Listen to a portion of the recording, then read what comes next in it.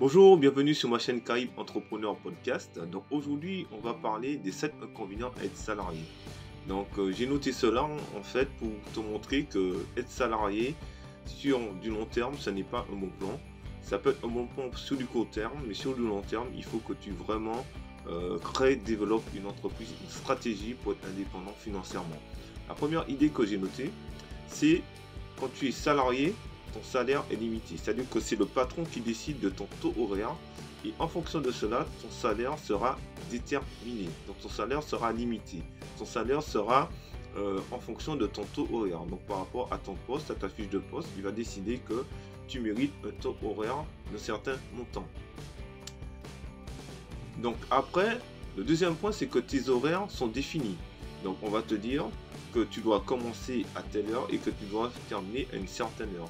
Donc ta vie personnelle va graviter autour de tes horaires. Si tu dois déposer tes enfants à la crèche, à l'école ou à l'université, il faudra estimer ton temps et aussi en fonction de là où tu habites par rapport à là où tu travailles. Donc toutes ces données, tu devras les prendre en considération pour pouvoir te rendre à l'heure à ton travail. Donc tes horaires en amont sont définis par l'entreprise. Donc tu es dans un cadre au niveau de tes horaires. Tu n'es pas à l'abri d'un licenciement, c'est le troisième point. C'est-à-dire qu'à aujourd'hui, on constate qu'il y a beaucoup d'entreprises, de grosses entreprises et des moyennes entreprises, même des petites entreprises qui ferment et les employés se retrouvent sur la paille, des gens qui ont travaillé 10 ans, 15 ans, 20 ans dans une entreprise, qui ont des crédits de maison, qui pensaient terminer leur carrière de cette entreprise et finalement l'entreprise ferme pour plusieurs raisons. Voilà. Et ces gens-là se retrouvent sur la paille, ils doivent payer le crédit de leur maison, ils doivent payer les études de leurs enfants et se retrouvent au Pôle emploi à aller rechercher du travail. Donc, dans le privé, voilà, tu n'es pas à l'abri d'un licenciement. Ça, c'est une donnée très importante. Le quatrième point, c'est que tu ne contrôles pas ta vie. Comme je te l'ai dit en amont, ton salaire étant limité et tes horaires étant définis, eh bien, tout va graviter autour de cela. Donc, ton salaire, c'est ton pouvoir d'achat. Donc, par rapport à ton salaire, tu auras un style de vie. Voilà, donc il y a certaines choses que tu pourras acheter, il y a certaines choses que tu ne pourras pas acheter. Tes horaires aussi. Donc il y a des choses que tu pourras faire, mais il y a des choses que tu ne pourras pas faire.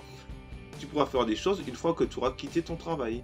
Voilà, par exemple, si tu veux créer ton entreprise, c'est une fois que tu as quitté, fait ta journée de travail, que le soir, en rentrant chez toi, tu pourras travailler sur ton projet personnel. Voilà. Donc, le cinquième point, c'est que tu n'es pas libre de prendre des décisions. C'est-à-dire que si tu as des idées, de la créativité, si tu as envie d'entreprendre des choses dans ton entreprise, tu pourras rendre des comptes à ton supérieur, ton N+1. Et c'est lui qui va décider s'il valide ou pas. Est-ce que c'est pour le bien de l'entreprise? Est-ce que c'est pour le bien de ton poste de travail? Si ça ajoute de la valeur ajoutée, si ça ajoute des conditions de travail qui sont mieux encore, il va te dire OK. Mais si ça n'entre pas dans le cadre, dans le standard de l'entreprise, il va te dire non, c'est une bonne idée, mais on ne peut pas l'appliquer dans l'entreprise. Donc tu vois, donc tu es cloisonné au niveau de prendre de ta prise de décision, tu vois, au niveau même de ta créativité, tu vois. Donc tu peux pas être créatif, tu peux pas laisser ton cerveau divaguer, réfléchir à des choses parce que forcément tu dois rendre des comptes et peut-être que les bonnes idées que tu as ne seront pas acceptées par la direction. Le sixième point, c'est que tu développes aussi le business de ton patron. Donc quand tu travailles pour quelqu'un, tu aides quelqu'un à prospérer. Donc c'est tout à fait normal, tu me diras, il est patron, ok, mais quand on regarde le gain qu'il amasse et le salaire qui se fait par rapport à ce que tu touches, ok, il y a un gros décalage. Donc en plus de cela, il doit le temps de développer l'entreprise, il doit le temps de développer ton poste de travail, il doit le temps de développer même d'autres entreprises, de créer d'autres entreprises, de mettre en place une stratégie dans l'entreprise, voilà, et de développer ses bénéfices, d'accroître ses bénéfices, voilà. Mais 3, ton salaire sera toujours pareil. Tu vois, donc tu vas l'aider à prospérer. Donc le travail que tu vas fournir durant cette journée aidera l'entreprise à se développer. Cela se traduit par un volume de production, par de la productivité et après un volume de vente.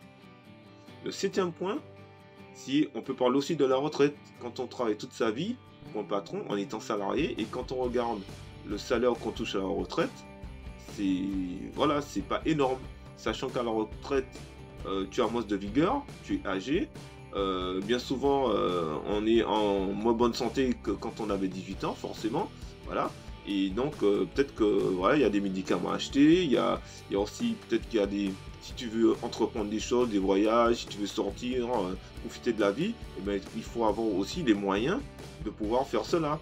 Donc si Si tu as un salaire qui était limité au départ, qui n'était pas très élevé et qu'à la retraite, tu te retrouves avec une maigre retraite, tu auras du temps, mais tu n'auras pas d'argent. Donc tu ne pourras pas faire tout ce que tu veux. Voilà. Tandis que si tu mets en place un parcours pour entreprendre, par rapport à ce que je t'ai dit, voilà, tout cela, tu pourras dire aujourd'hui, ok, je reste salarié. Il faut surtout pas démissionner parce qu'il y a beaucoup de personnes qui veulent démissionner quand ils créent une entreprise. Moi, je trouve que c'est pas une bonne idée. Moi, ce que je te conseille, c'est de continuer, reste salarié parce que le salariat, c'est une vision à court terme. Voilà, tu peux mettre de l'argent de côté, tu peux travailler sur ton projet personnel, tu peux te lancer à côté, ok? Et une fois que ton entreprise va commencer à gagner de l'argent, à croître, que tu vas trouver une stabilité financière, tu pourras arrêter ton travail et tu pourras te consacrer à ton entreprise. Et là, c'est autre chose parce que ton salaire sera déplafonné, tes horaires de travail, c'est toi qui vas gérer ta vie. Le licenciement, tu ne vas pas connaître parce que c'est toi qui crée ton emploi. Tu contrôleras ta vie. Les décisions, ta créativité, c'est toi qui vas décider de ce que tu veux, comment tu vois les choses. Le business, tu vas le développer, non pas pour ton patron, mais pour toi, parce que c'est toi le patron, donc tous les bénéfices, tous les gains, ça sera pour toi, ok? Et ta retraite, tu la prendras quand tu voudras, ok? Et tu pourras encore développer des business durant ta retraite. Donc voilà, donc moi je trouve que c'est un meilleur plan en tout cas, que de rester salarié, ça c'est mon avis. Donc je voulu te partager aujourd'hui ces 7 points. J'espère que cela t'a éclairé et je te dis à très bientôt pour un nouveau podcast sur Caraïbes Entrepreneur. Ciao, ciao, bye bye.